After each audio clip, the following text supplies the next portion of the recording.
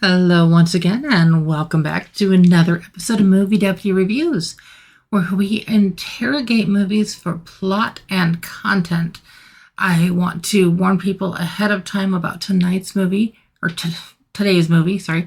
The sun has not come up yet. I record these early, so my apologies on that.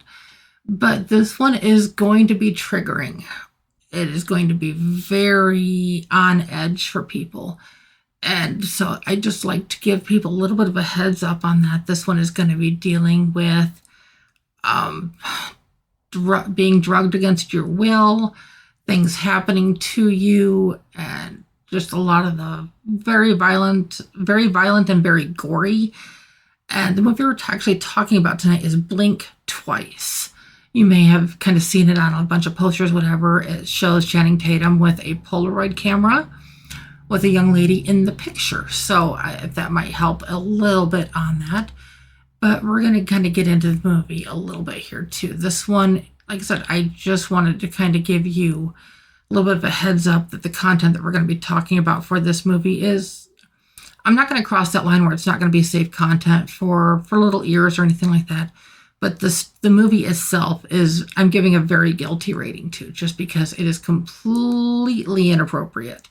I understood kind of where they were going because of the story, but at the same time, it pushes the envelope maybe a little bit too far. And that's at least important to try to touch on for something like this. Now, with Blink Twice, we get to see a couple of these young waitresses, and they are working this big like diner event type thing, and they're going around, and they're basically wishing that they had that lifestyle. And so when one of them gets invited to a party and then can bring her friend with her, they're like, oh, this is awesome because it's going to be off on a private island for the weekend, and they're just going to basically live their dream. Only their dream is going to be a nightmare. And don't worry, no spoilers. But they end up finding that they're finding that things are coming up missing, and different things of personal nature, and even those of people, like people even become up missing. I was trying to debate if I could say that without really being a spoiler. And yeah, I can mention that without it being a spoiler. So, but yeah, both things and people start to come up missing, and then just things are not adding up. They're not. There's memory loss stuff going on, kind of like a GHB type situation, only way worse.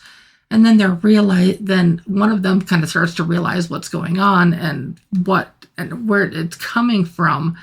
And there's even some violence, including animals. If you are sensitive to that, I want to warn people that there's something that's quite graphic that happens with some animals here that is just, it's not for those with weak stomachs at all.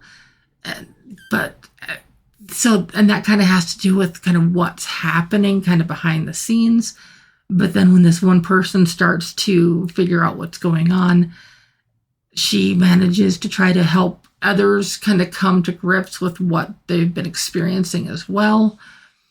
And it's just the whole power struggle balance between the captors and the captees of sorts. And it's just, it appears to be this perfect island paradise that would be this absolute vacation destination extraordinaire. And in reality, it's their worst nightmare. It's like I said, it's not for the faint at heart. It's not for the weak stomachs. There's just so much that is happening as quickly as it is.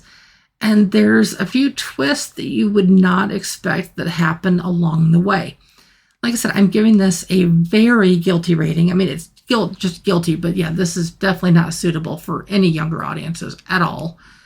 But score-wise, even with all of that, it's like this just, it falls short on so many levels. It's like there's pieces that are almost entertaining to watch. Obviously not the horrid parts of this movie, but there are pieces of it. And then the twist almost is almost redeeming, at least to just the ending. It's just not quite there. So unfortunately, I don't think this is the last that we've seen of this. But score-wise, I'm only at a 4 out of 10 on the Deputy scale.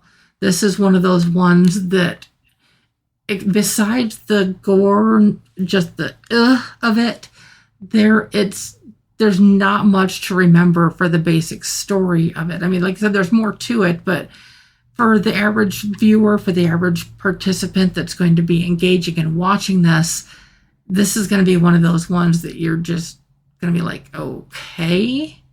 Or at least the vast majority of the audiences are going to be like, okay. And I welcome, and I was actually had a little bit of a discussion group, just of a local thing based on this movie. And I asked everybody to watch it ahead of time.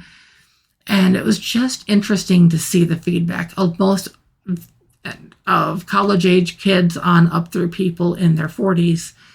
And out of 25 people, 2 of them were, it's like, oh, it was a good movie. And everybody else just basically was looking at them like, did we watch the same movie?